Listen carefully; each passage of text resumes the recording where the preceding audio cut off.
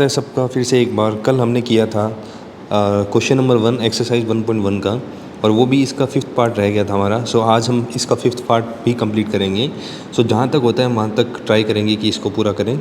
सो 5th वाला part ये बोल रहा है, 5th का फर्स्ट पार्ट ये बोल रहा है कि हमारा आर रिलेशन है क्या, x, y such that x and y work at A same place. अच्छा ये देखिएगा, इसके अंदर सबसे पहले हमें ऑलरेडी दे चुका है कि जो सेट है वो ह्यूमंस का सेट है। तो जो हमारा सेट है, सेट ए है, वो सेट ऑफ ह्यूमंस है, सेट ऑफ ह्यूमंस। ठीक है, अब हमें इसमें देखना है कि ये रिफ्लेक्सिव है, सिमेट्रिक है या ट्रांजिटिव है। तो सबसे पहले रिफ्लेक्सिव चेक करते हैं। Let x, x belongs to R, relation R में बिलोंग करता है। अब ये ट्रू है या फॉल्स है वो हम आगे जाके देखेंगे। वेयर x बिलोंग्स टू ए, यानी सेट ऑफ ह्यूमंस के सेट से x बिलोंग करता है। अच्छा x, x अगर आर में है तो इसका मतलब x and x work at a same place, which is true because एक आदमी सेम प्लेस पे तो काम करेगा। So it imply R is reflexive. Second symmetric देखें। सिमेट्रिक के लिए हमें दो चाहिए होंगे। Let x, y belongs to R. देखो वेयर x और y कहाँ बिलोंग करते हैं, सेट ए में, यानी ह्यूमंस के सेट में। अच्छा x, y अगर आर में है तो इसका मतलब x and y work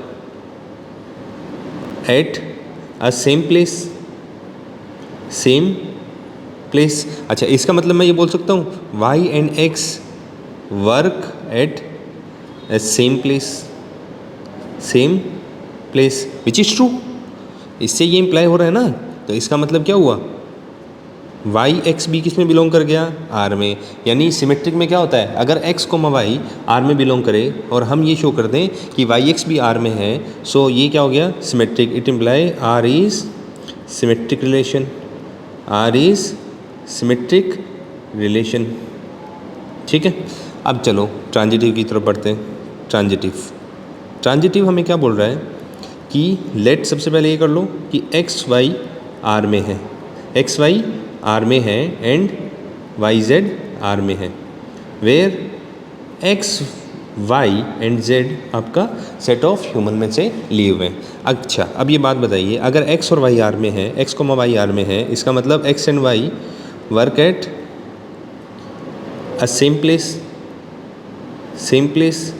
and y and z, because y, z भी आर में है, तो y and z work at A same place. सही है ये चीज़। अच्छा अगर x, y same work place पे है, y, z भी है सेम वर्क प्लेस में, क्या इसका मतलब x and z work at a same place. ठीक है, इसका मतलब क्या हुआ कि x, z भी आर में आ गया। इसका मतलब आपका relation R is transitive relation, यानी आपका रिलेशन आर कैसा है, ट्रांजिटिव रिलेशन है। ठीक है, ये बात समझ में आई। अच्छा अब बताओ, अगर आर रिलेशन रिफ्लेक्सिव भी है, सिमेट्रिक भी है, ट्रांजिटिव भी है, तो इसका मतलब वो कैसा रिलेशन हो गया, एक इक्वलेंस रिलेशन हो गया। ठीक है, अब इसका सेकंड पार्ट देखते हैं, बी पार्ट क्या बोल रहा है। बी पार्ट में रिलेशन कैसे डिफाइन किए हैं, बी में आर को ऐसे डिफाइन किया है, x, y such that x and y live in the same locality.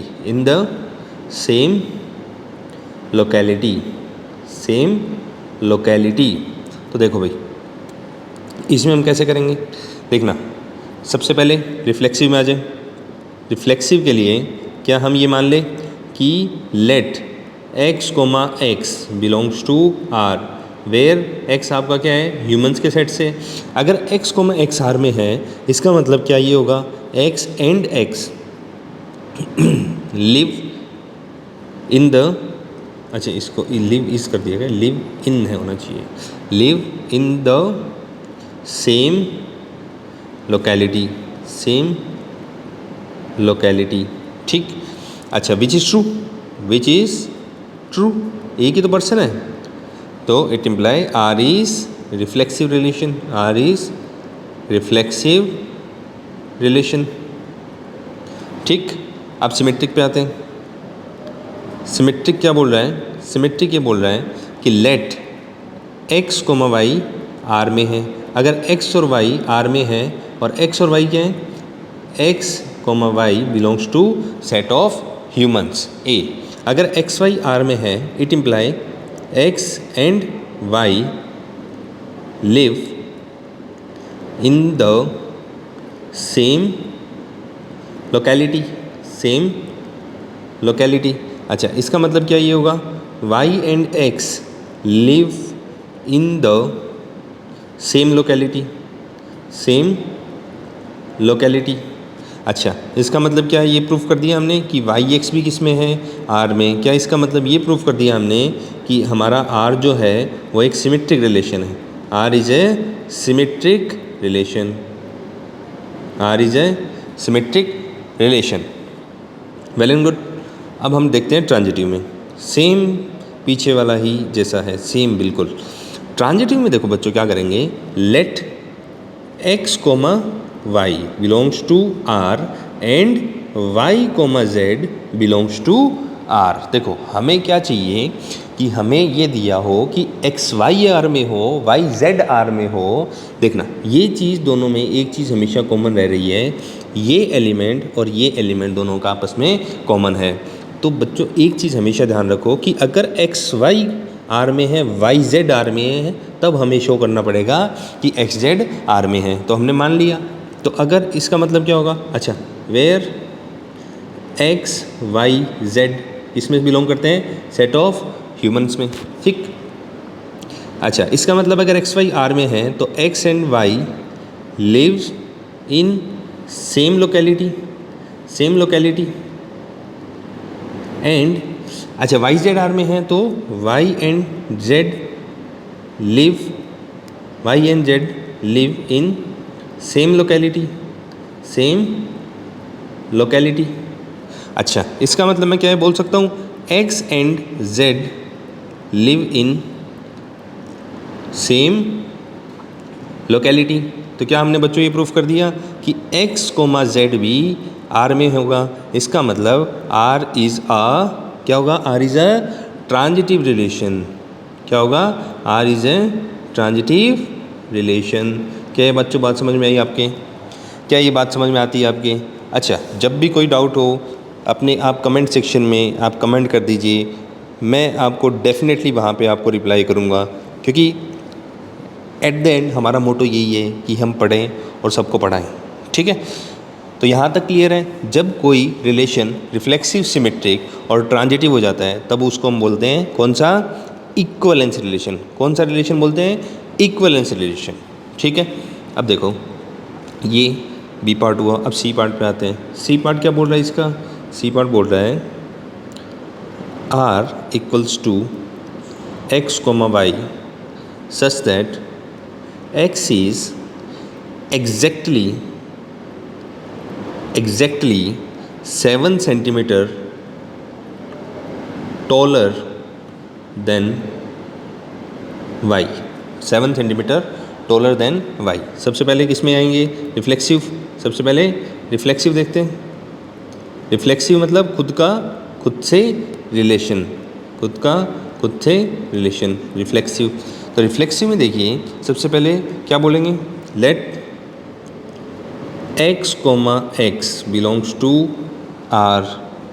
ठीक है, let x comma x belongs to R, और वेयर x कहाँ बिलोंग कर रहा है, सेट ऑफ ह्यूमन में से।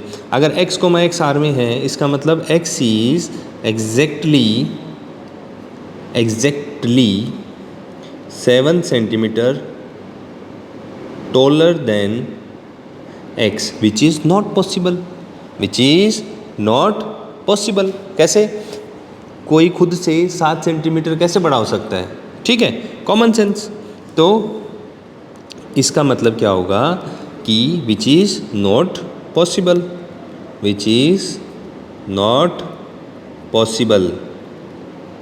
It imply R is not a reflexive relation, not a reflexive relation। ठीक है, सिमेट्रिक पे आते हैं। सिमेट्रिक क्या बोल रहे हैं? सिमेट्रिक ये बोल रहे हैं let x y belongs to R, let x y belongs to R. इसका मतलब वेयर एक्स और वाई कहाँ बिलोंग करेंगे? सेट ऑफ ह्यूमन में से। अच्छा, एक्स वाई अगर आर में है तो इसका मतलब क्या होगा कि x is exactly 7 centimetre taller than y, यानी जो फर्स्ट एलिमेंट जो लेते हैं हम, फर्स्ट ह्यूमन लेते हैं, वो सेकंड से क्या होगा? 7 सेंटीमीटर टोल होगा। ठीक है, समझ गए? अब देखो, अब क्या होगा? इसका मतलब क्या मैं ये बोल सकता हूँ y is exactly 7 centimetre smaller than x. Small होगा ना एक्स से वाई, तो इसका मतलब वाई एक्स तो आर में हुआ ही नहीं, वाई एक्स आर में नहीं हुआ, क्योंकि अगर वाई एक्स आर में होता तो y is exactly 7 centimetre taller than x होता, बट स्मॉलर है वाई तो इसका मतलब R is not a symmetric relation, not a symmetric relation. क्या ये बात सबको समझ में आई? ठीक है, अब देखो ट्रांजिटिव देखते हैं। ट्रांजिटिव के लिए क्या करना पड़ेगा? Let x comma y belongs to R and y comma z belongs to R, where x y z कहाँ बिलोंग करते हैं? एक्स वाई जेड बिलोंग करते हैं सेट ऑफ ह्यूमन में से। अच्छा, अगर x और y आर में है तो इसका मतलब x is exactly 7 centimetre taller than y, and y z R में है तो y is exactly 7 centimetre taller than z।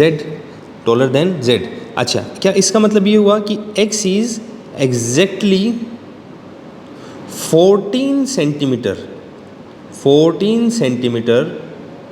Taller than z। कैसे? देखो, x y से 7 सेंटीमीटर बड़ा है और y z से 7 सेंटीमीटर बड़ा है। देखो, x y से 7 सेंटीमीटर बड़ा है और y 7 सेंटीमीटर z से बड़ा है। मान लीजिए ये x है, ये y है, ये z है, इनके बीच का डिफरेंस 7, इनके बीच का डिफरेंस 7, तो इन दोनों के बीच का डिफरेंस कितना हुआ? टोटल डिफरेंस 14 हुआ ना। ठीक है, तो ये मैंने लिख दिया। तो इसका मतलब अब देखना, इसका मतलब क्या हुआ कि एक्स जेड आर में नहीं होगा, क्योंकि एक्स जेड अगर आर में होता तो x is exactly 7 centimetre toll होता, बट यहाँ पे क्या है? 14 सेंटीमीटर। तो इसका मतलब क्या हुआ? R is not a transitive relation. क्या ये बात समझ में आई? ठीक है, अच्छा चलो आगे देखते हैं। अगला वाला कौन सा है? डी हमारा क्या है? रिलेशन आर क्या दिया है हमें? X comma y, x is wife of y, ये रिलेशन दिया है। अब देखो, सबसे पहले क्या देखना है? रिफ्लेक्सिव। बस रट लीजिए इन चीज़ों को। सबसे पहले रिफ्लेक्सिव में रटाए स्टेप करने हैं, बस और कुछ नहीं करना। ठीक है, let x comma x belongs to R, where x कहाँ से बिलोंग करता है? सेट ऑफ ह्यूमन में से। ठीक है, अच्छा, अगर एक्स कोमा एक्स आर में है तो x is wife of x, which is not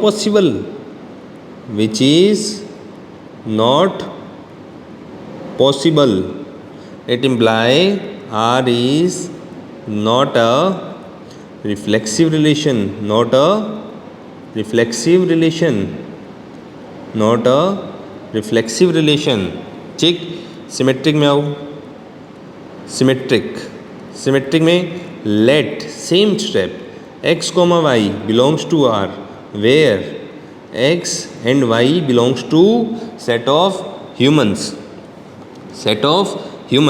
अच्छा, इसका मतलब क्या ये होगा कि x is wife of y. क्या इसका मतलब मैं ये बोल सकता हूँ y is wife of x? No, y is husband of x होगा ना, which is not possible because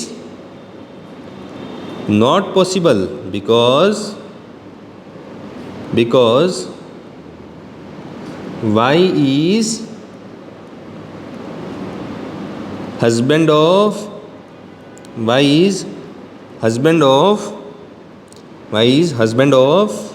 x. So it imply y comma x does not belong to R. So R is not a symmetric relation.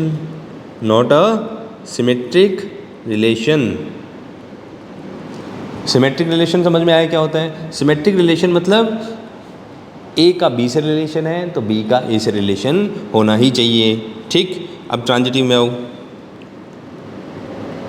जैसा मैं लिख रहा हूँ वैसा का वैसा अगर आप बोर्ड्स में लिख के आते हो तो कोई भी आपका नंबर कट नहीं करेगा, ये मैं गारंटी लेता हूँ आपकी।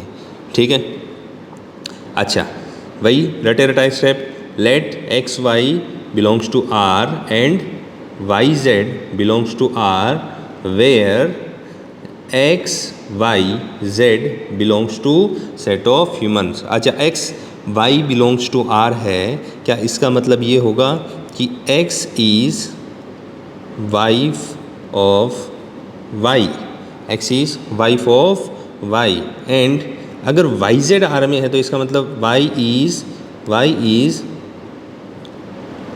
wife of z, which is not possible because which is not possible why? Because x कि एक्स वाइफ है किसकी? वाई की, यानी वाई इज ए मेल। ये क्या होगा? क्या ये मेल होगा? ठीक है, तो ये मेल कैसे जेड की वाइफ हो सकती है? नॉट पॉसिबल ना। तो अब देखो मैंने क्या बताया था पिछले लेक्चर में कि मेरे को अगर आपने 100 रसगुल्ले दिए तो मैं खा के दिखाऊंगा, तो फिर आप प्रमाणित कर सकते हो कि मेरा जो मैं बोल रहा हूँ वो सही है या गलत है। बट अगर आपने मेरे को रसगुल्ले ही नहीं दिए तो आपको ये मानना पड़ेगा कि मैं सही बोल रहा हूँ। ठीक है, तो इसका मतलब क्या हुआ? देखो मेरे पास एक्स वाई है आर में बट वाई जेड आर में नहीं है, तो आपको मानना ही पड़ेगा कि ये आर ट्रांजिटिव होगा। It imply automatically R is transitive relation. ठीक है, मेरा क्या दावा था कि मैं बोल रहा था कि मेरे को अगर आप 100 रसगुल्ले दो तो मैं एक साथ उनको खा के दिखा सकता हूँ। ठीक है, अब आप मेरे दावे को कैसा झूठा करोगे कि आप मेरे को 100 रसगुल्ले ला के दोगे, तो फिर पॉसिबल होगा कि मैं झूठा भी साबित हो सकता हूँ और सच भी साबित हो सकता हूँ। बट आपने अगर मेरे को रसगुल्ले ही नहीं ला के दिए तो मैं तो यही बोलूँगा ना, मैं तो विनर हूँ। ठीक है, इवेंचुअली मैं विनर बनाना। तो यहाँ पे यही कंडीशन थी। देखो इसने मुझे रसगुल्ले नहीं दिए तो ultimately I am the winner. So इसने मुझे 2 एलिमेंट ही नहीं दिए तो मैं तीसरा एलिमेंट कैसे दिखाऊं? सो आर इज ट्रांजिटिव। ठीक है, आर इज ट्रांजिटिव। बहुत अच्छा क्वेश्चन है, बहुत अच्छा। ठीक है, अगला क्वेश्चन देखो। अगला क्वेश्चन ई पार्ट क्या बोल रहा है? R equals to x comma y such that x is father of y, x is father of y. Same reflexive से स्टार्ट करें, क्या बनेगा? Let same line x comma x belongs to R where x belongs to set of humans. अगर x R में belong कर रहा है तो x is father of x, which is not possible कोई खुद का पिता कैसे हो सकता है? Which is not possible. It imply R is not a reflexive relation, not a reflexive relation. ठीक, तो अगला सिमेट्रिक. सिमेट्रिक क्या मिलेगा? लेट वही same x, y belongs to R where x and y belongs to set of humans. अच्छा, अगर x y R में है तो इसका मतलब क्या होगा? x is father of y.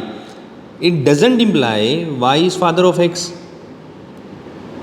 y is father of x नहीं, y तो सन होगा ना, बेटा होगा ना x का, या बेटी होगी, सॉरी हाँ बेटी होगी, जो भी है. ठीक है, दिस कैन बी फीमेल और मेल बोथ. ठीक है, तो y is father of x ये पॉसिबल नहीं है, तो इसका मतलब y x R में नहीं है. देखो ये होता है बिलोंग्स टू का साइन, और इसको अगर काट दिया डज नॉट बिलोंग, तो ये does not belongs to R. It imply R is not a symmetric relation. R is not a symmetric relation. R is not a symmetric relation. ठीक है, अब ट्रांजिटिव में आते हैं. ट्रांजिटिव के लिए वही रटे स्टेप करने हैं बस, सेम पूरे में से पूरे नंबर आना पॉसिबल है इस चैप्टर के अंदर. Let x, y belongs to R and y, z belongs to R where x, y, z belongs to set of humans. अच्छा, यहाँ से अगर x, y belongs to R है तो क्या मिलेगा? x is father of y and y z R में है तो y is father of z. अच्छा, क्या यहाँ से बिल्कुल ये इम्प्लाई नहीं करेगा कि x is father of z. क्यों? क्योंकि x y का फादर है और y z का फादर है, तो x क्या हुआ? ग्रैंड फादर हुआ z का. x क्या हुआ? ग्रैंड फादर हुआ. देखो यहाँ मान लीजिए, यहाँ आपके दादाजी हैं, ठीक है, यहाँ आपके फादर हैं, तो आपके दादाजी आपके फादर के फादर हैं और ये आप हैं. ठीक है, ये जेड आप हैं, तो ये आपके फादर हुए, तो एक्स के आप ग्रैंडसन हुए या ग्रैंड डॉटर जो भी हैं. ठीक है, तो यहाँ से हमें क्या मिला? It imply x z doesn't belong to R. It imply R is not a transitive relation, not a transitive relation. क्या ये बात सबको समझ में आई? ठीक है, ये हमने फर्स्ट के फिफ्थ पार्ट का पूरे का सॉल्यूशन किया है. ठीक है, अब जो पिछला वीडियो था उसमें हमने फर्स्ट से लेके फोर्थ तक किया था, अब की बार हमने फिफ्थ को पूरा सॉल्व किया है और आगे आने वाले लेक्चर्स में हम इसको पूरा करेंगे. ठीक है, क्योंकि ये सबसे समझने वाला चैप्टर है. जैसे सेकंड क्वेश्चन इसका बहुत अच्छा है, थर्ड क्वेश्चन इतना खास नहीं है, फोर्थ क्वेश्चन भी इजी है, फिफ्थ क्वेश्चन इसका बहुत अच्छा है. ठीक है, इन क्वेश्चंस को हम आगे डिस्कस करेंगे. आज के लिए इतना ही. Thank you.